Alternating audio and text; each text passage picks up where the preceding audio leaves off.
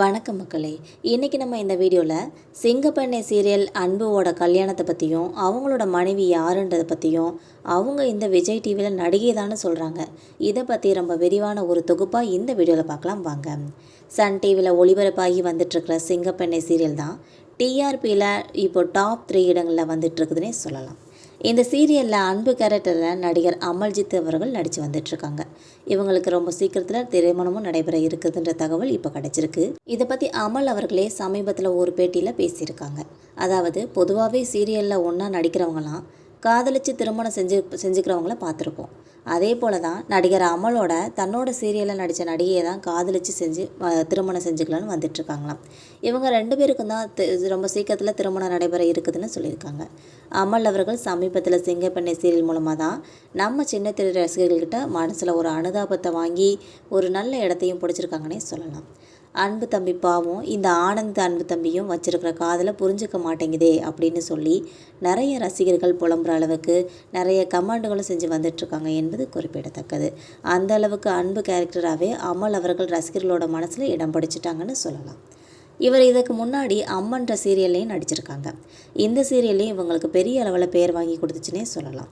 ஆனால் அதுக்கு முன்னாடி சினிமாவில் வாய்ப்பு கிடைக்காம ரொம்பவே அலைஞ்சிட்டு இருந்திருக்காங்கன்னு சொல்கிறாங்க.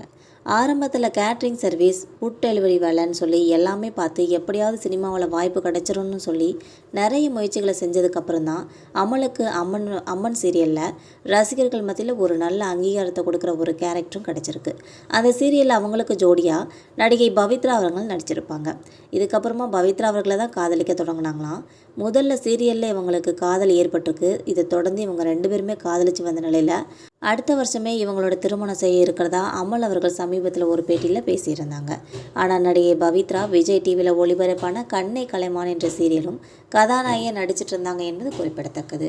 கேரளாவை பூர்வீகமாக கொண்ட அமல் முதல்ல மலையாள சீரியலை நடிச்சிட்டு வந்துட்டு இருந்தாலும் இப்போ தமிழில் சிங்கப்பெண்ணை சீரியல் மூலமாக தான் ரசிகர்கள் மத்தியில் ஒரு இடத்தை பிடிச்சிருக்காங்க. இது ரொம்பவே மகிழ்ச்சியாக இருக்குன்னு சொல்லி நடிகர் அமலே சொல்லியிருக்காங்க.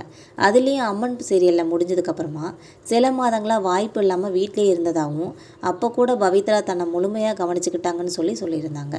அதோடு இல்லாமல் ஒரு சீரியலில் நீங்கள் தான் ஹீரோவாக கமிட் செஞ்சுருக்காங்கன்னு சொல்லிட்டு 40,000க்கு மேலே காஸ்டியூம் வாங்கி கொடுத்துருக்காங்க. ஆனால் ஷூட்டிங் தொடர்றதுக்கு முதல் நாள் முன்னாடி கால் பண்ணி சேனலோட தரப்புலேருந்து இன்னொரு ஹீரோவை கொண்டு வந்துட்டாங்க, நீங்கள் வேண்டான்னு சொல்லிட்டாங்க தம்பின்னு சொல்லிட்டாங்க.